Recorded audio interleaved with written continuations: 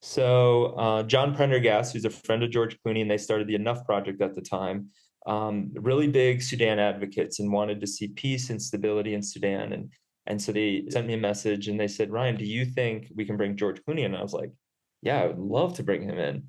Yeah, so just for anyone to travel to Nuba, and especially George Clooney, there's so many hoops you have to jump through just to get there.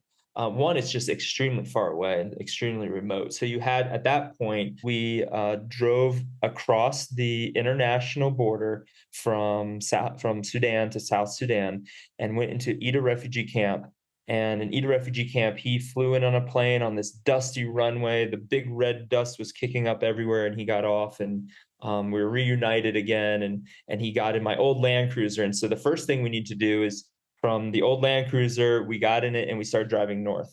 And as we were driving north, as we crossed the international border, it's kind of like no man's land. There's not much there except two little checkpoints. There's the South Sudan checkpoint, and then there's the Sudan checkpoint. And as we were driving north, we had to stop. There's one lake in the area called Lake Jow.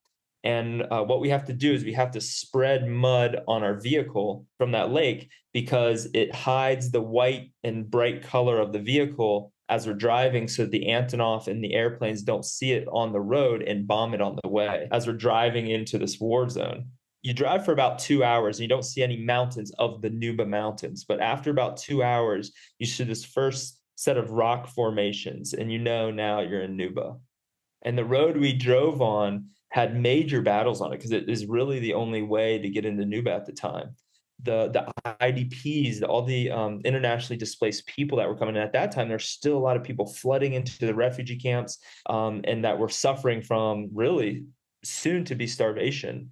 There was the famine was starting. There wasn't food. Many IDPs were running away with not whatever they could carry, and that would only last a couple days. I remember when we entered there was the town of Dar where there was this huge battle. And so during that time, there were many dead bodies still scattered around that road at that battle site. And you have to drive through that town when you come into Nuba.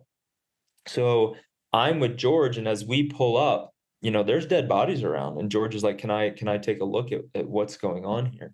He got out and kind of looked around, and I saw these dead bodies of soldiers that were just in this battle. And he asked the people in the area and the region. And then just as we were talking, this rocket flies over.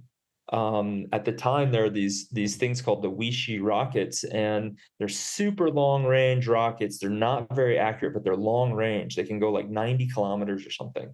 And I remember this thing was flying, like it wasn't coming near us, but it was very high over us and it was going somewhere in the region. And it flew over us. And he identified, they actually made a video and said there's a rocket flying over. And we were fine. I mean, it was very, very far, but there was still risk of bombing, and he was still very willing to be there.